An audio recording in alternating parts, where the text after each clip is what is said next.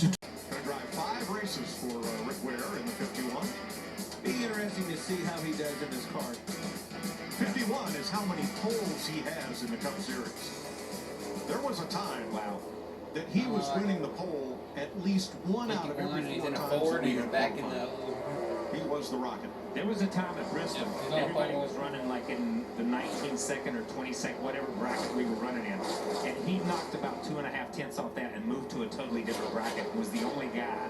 And I think everybody on pit road just looked and said, how? What do they got? Yeah, but it's him. It was him at that time. It was Ryan Newman.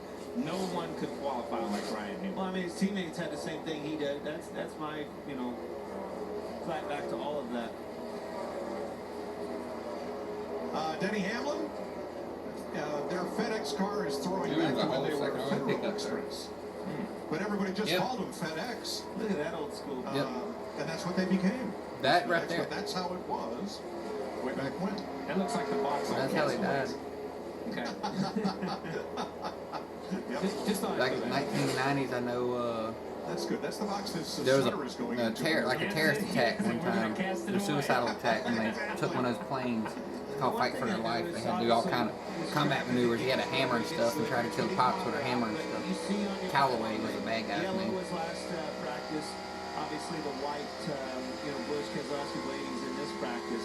Speed all came. The up front speed all for him. Return, really big win. For the sport. Big for the sport. Absolutely. Big for the sport. Yeah. Very cool. Yeah. Car looks good too, man. Talking to my dad this week a little bit just about this place and stuff. I was fascinated to hear him talk about back in the 50s when they came here, and you go to the 60s and the 70s with the Superbird when they were in the Superbird. They run so many different cars here. But the one thing that's never changed is the racetrack. That's true. And the complaints that the drivers have and how they talk about it. This is my vote for the best throwback race game of the year. Team Penske won their first NASCAR Cup race with Mark Donohue in an AMC Matador at Riverside, California. That was the brick, we called it. That was the Matador.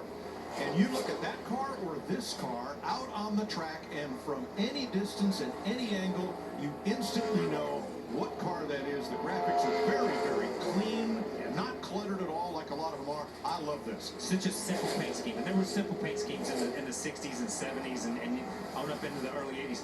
I was fortunate. I saw Donohue race. Yes. Okay, you know what I mean? And that is, and you did too. So we were very blessed to see him drive this car and to bring AMC and bring the Matador here and the Javelin and some of the other stuff they run. But amazing history for this scheme. As I'm listening to you guys talk, these Ford Mustangs are better this weekend. The last couple of weeks have been beat up bad for the Ford camp. That 22 car, Brett Keselowski, if you look right there on the pylon, he is one of the fastest cars of this group already. Blaney right behind him, and a Gilliland as well. I think those Fords have come to play. Found a little bit of speed for this racetrack this weekend. Second fastest for Brad. So this is a multiple throwback. This throws back to John Force's funny car. My hero. The IMSA Jaguar XJR9 road race cars.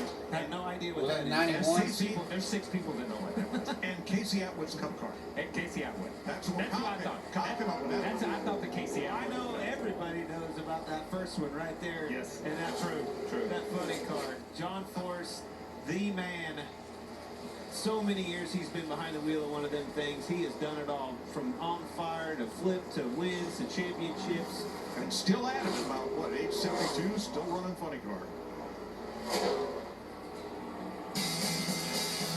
Kyle Busch, Brad Keselowski, Ryan Blaney are fastest. That was like 91. That's a 91 or 94 paint scheme there, though. John Force. Throwback? Yeah, but what? They're throwing back to where? For what? When he won his first race. So they're throwing back to their last paycheck. Yes. Okay.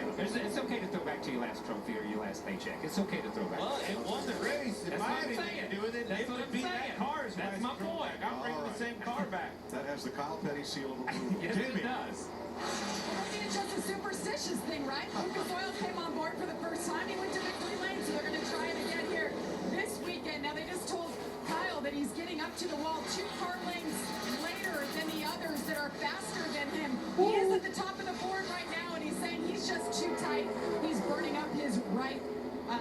say right front, he's burning up like so many of them are talking about.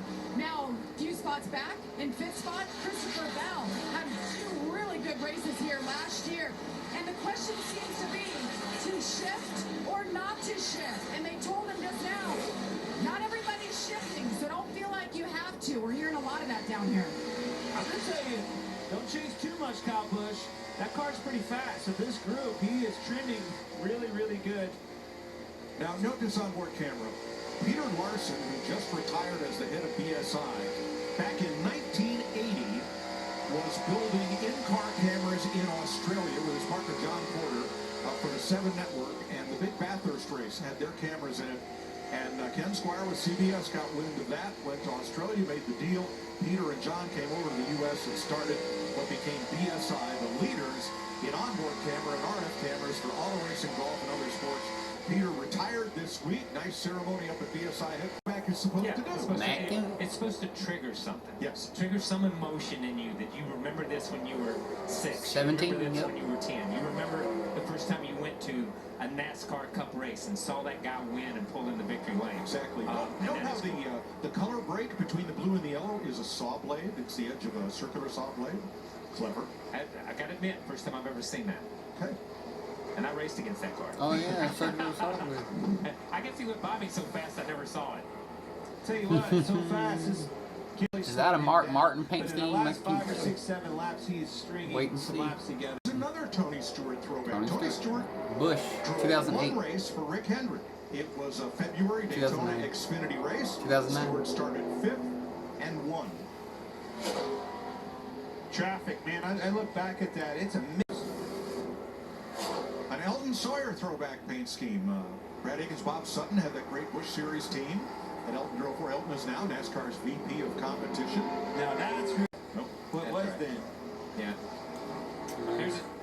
There's a 7-second delay. That guy, you can say whatever you want to. I think what's $6 billion? Are they selling it for? That's the offer on the table. Wonder if the new owner will change the name again. I vote yes. Yeah, listen. They paid $6 billion for. Lost champion Ryan Blaney throwing back to his dad Dave. This would have been 1998 with the Casey Luna team.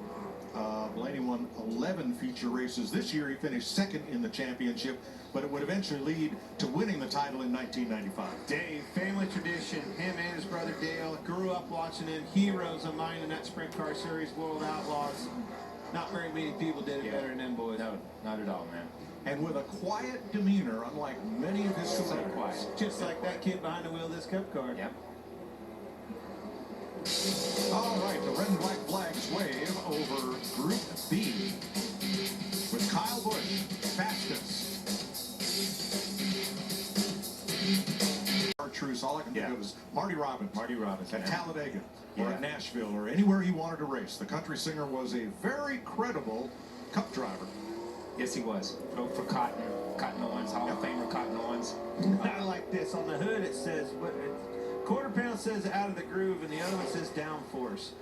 Without downforce, you're going to be out of the groove. I saw where he signed the deal with Affliction, with the clothing line this week. Congratulations for BJ, man. That's a cool deal, man. You know, he sat up with us for one of the practice and qualifying sessions, and he was fantastic. Fantastic. He is fantastic. Very intelligent, understands the sport, understands the business of the sport.